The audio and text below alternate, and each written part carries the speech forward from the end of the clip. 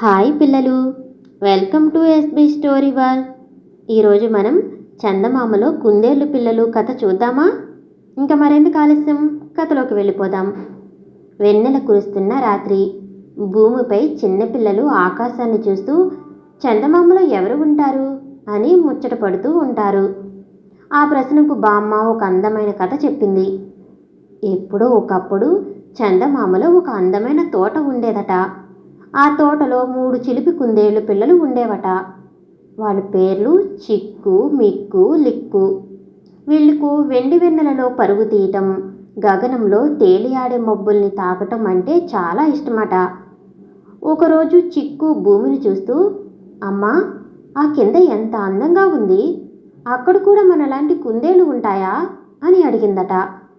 అప్పుడు వాళ్ళ తల్లి చందిక చిన్నగా నవ్వి, అక్కడ మనలాంటి పిల్లలే కాదు, వాళ్ళు మన కథలు వింటారు కూడా అని అంది. మిక్కు ఆశ్చర్యంగా, అవునా, మరి మనం వాళ్ళకు కనబడతామా అని అడిగింది. లిక్కు తల్లి చెప్పే మాటలు వినకుండా, అయితే పరిగెడదాం, అలా చేస్తే వాళ్ళు మనల్ని చూస్తారు అని ఆనందంగా చెప్పింది. ఇక అంతే, 3 కుందేలు పిల్లలు వెన్నెల తాటిపై పరిగెడుతూ, వెండి ధూళిని పైకెగరేస్తూ, విశాలమైన ఆకాశాన్ని ముద్దాడుతూ, ఆటలు ఆడుతూ, పాటలు పాడుతూ గడిపాయి. భూమిపై ఉన్న పిల్లలు ఆకాశాన్ని చూసి ఆశ్చర్యపోతూ, చందమామలో పిల్లలు చూడండి ఎలా ఆడుకుంటున్నాయో, ఎలా పరిగెడుతున్నాయో అని మురిసిపోయారు. ఆ రాత్రి తర్వాత ప్రతి పౌర్ణమి రాత్రి భూమి మీద ఉన్న పిల్లలు ఆకాశాన్ని చూసి నవ్వుతారు.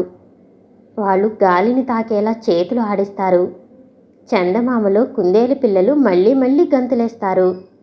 అలా చందమామలో కుందేలు పిల్లల కథ తీయని కలల కణంగా మారిపోతుంది.